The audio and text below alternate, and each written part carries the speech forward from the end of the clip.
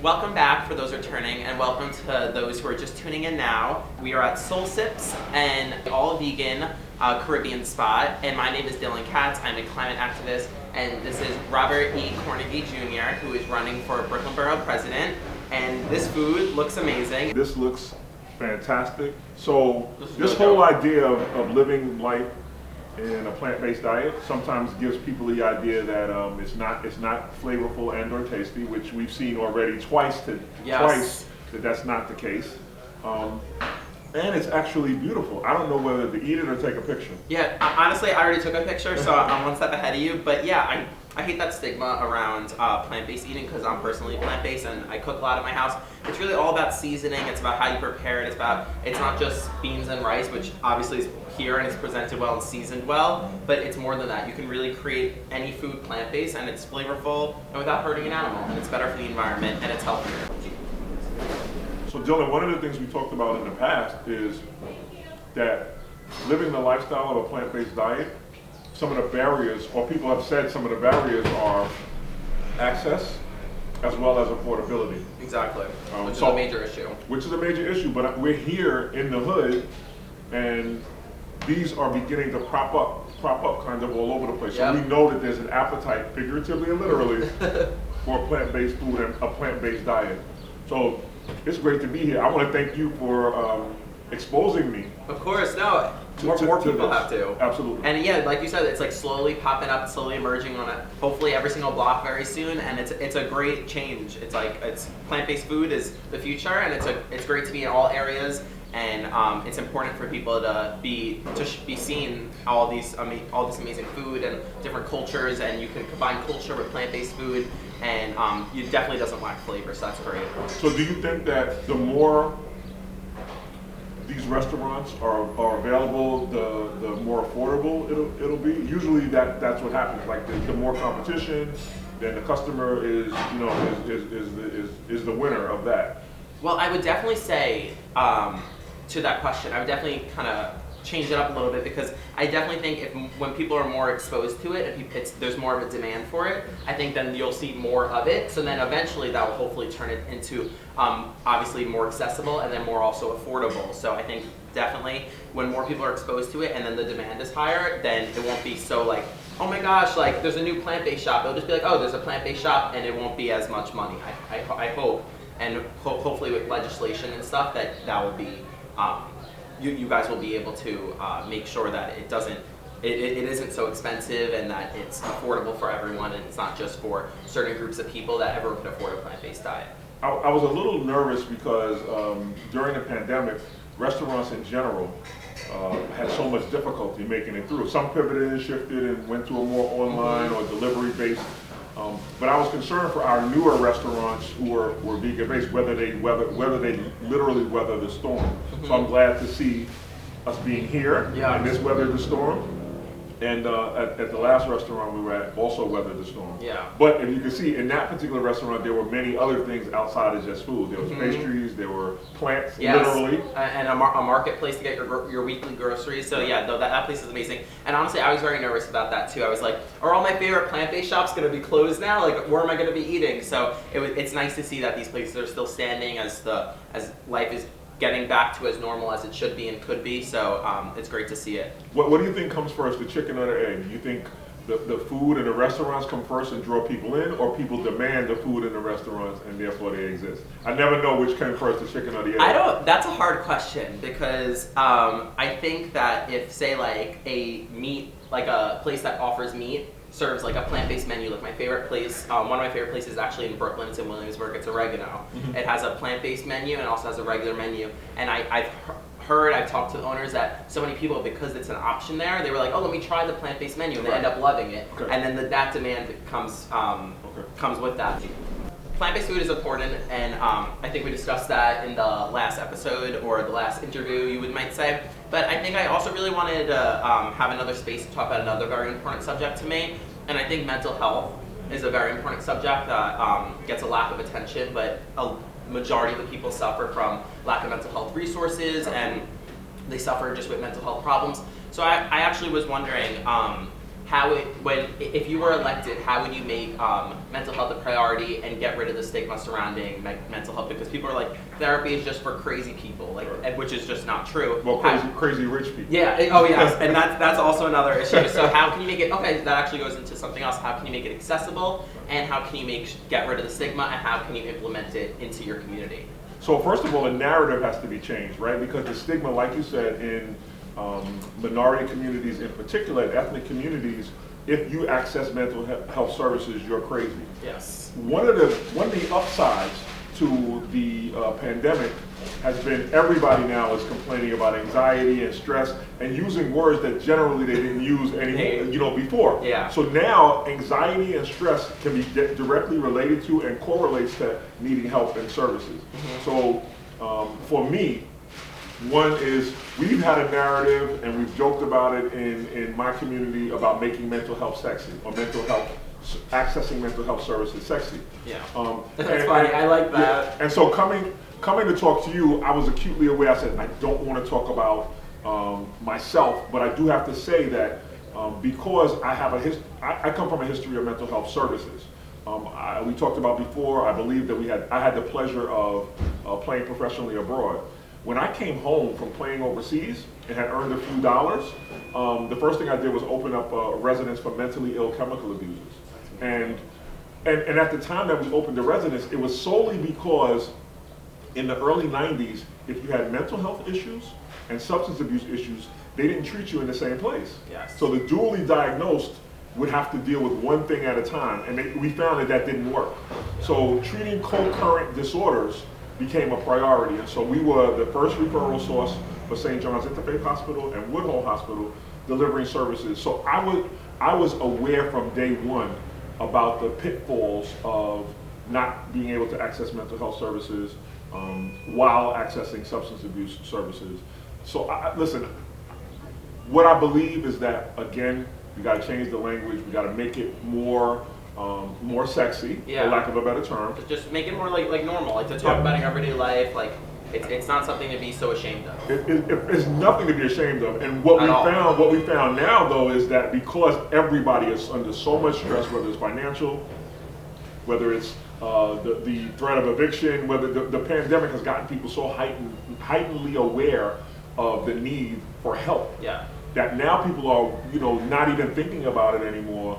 And I'm getting calls in my office to make sure that there are culturally competent service deliverers. Mm-hmm. So I know we're going in the right direction when people are calling. So what we ultimately wind up having to do is produce a guide to mental health services, specifically for the area that I serve in, which is tremendously underserved as it relates to those services. So I think doing that, partnering, especially with a different demographic around accessing mental health services, is going to be great. The suicide rate for young African American and Hispanic young people is through the roof now. And that used to be something that generally wasn't associated to ethnic communities, suicide. And now substance abuse coupled with suicide and mental health issues has made it a demand for it. So unfortunately we're here now, making it accessible and, like you said, affordable.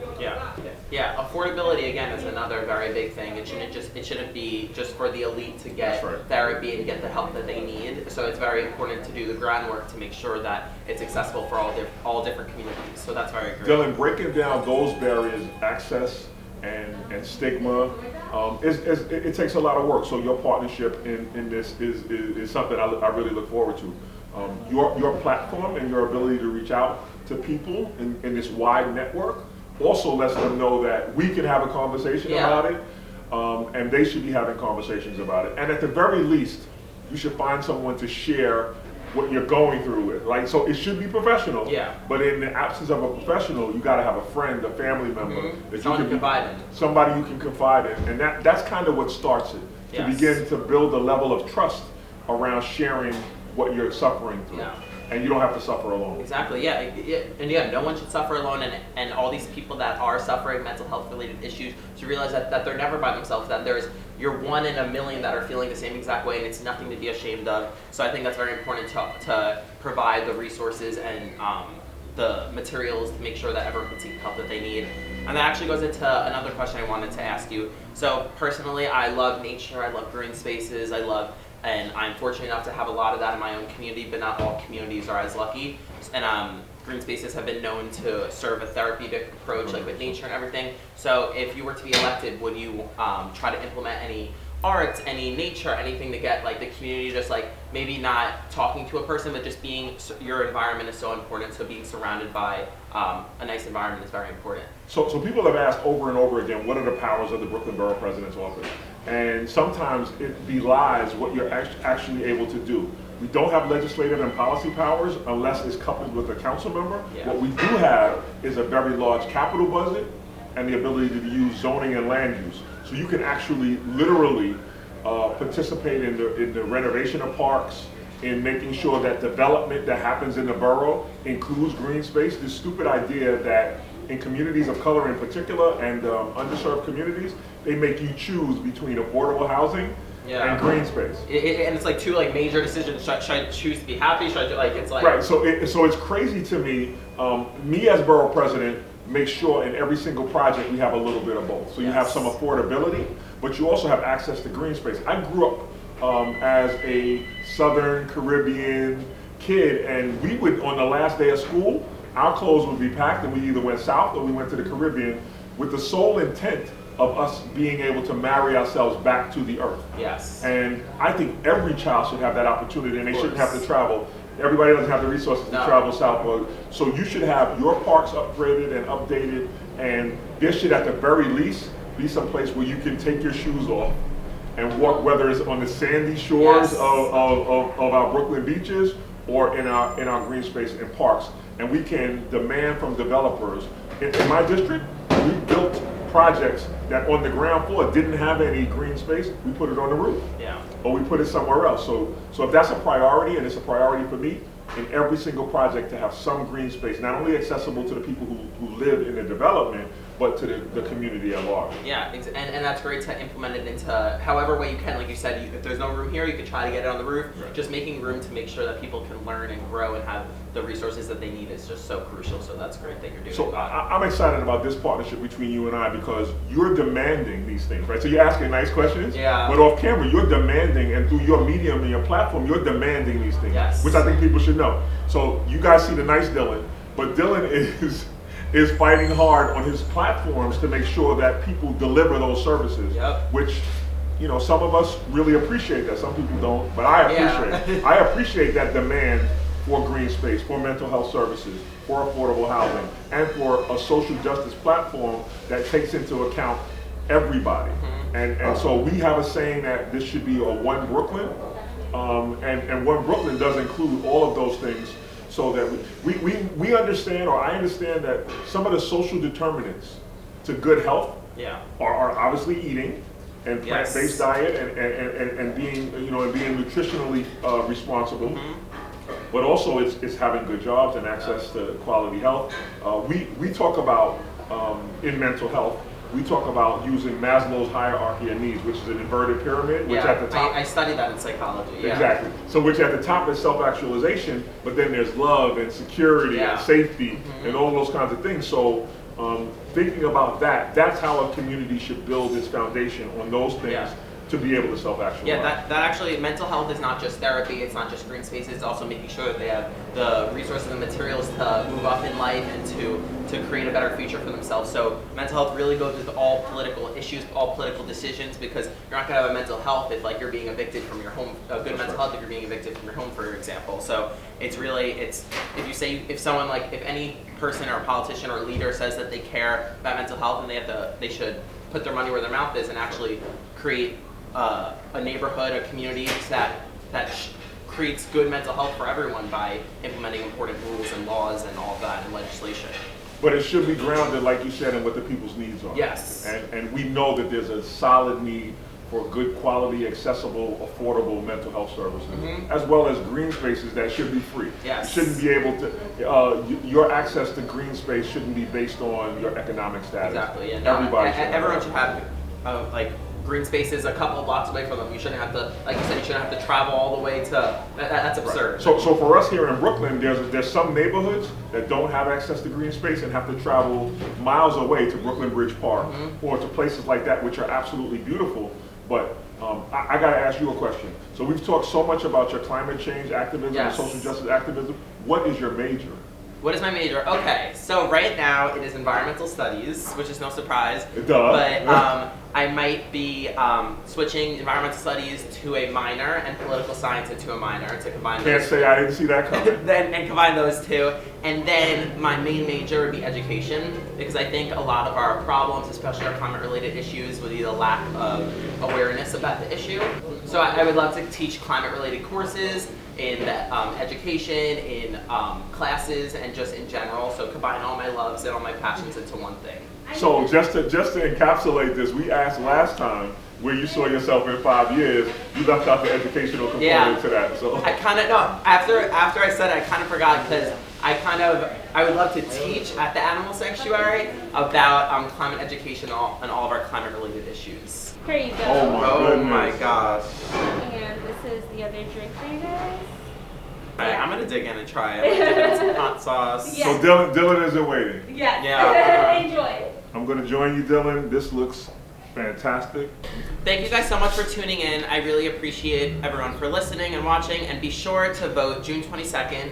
Anything else you'd like to say? Listen, I've had a great time here and a great conversation. If you feel so inclined, please reach out to find ways to help on this Brooklyn Borough campaign or any campaigns. Just get involved. It's really important that your voices be heard. Stay tuned for more ways to get involved, to phone bank and text bank with the campaign. Thank you guys so much for listening, and we're definitely gonna feast right now on all this amazing food. So thank you guys. See you soon. Thanks, Dylan.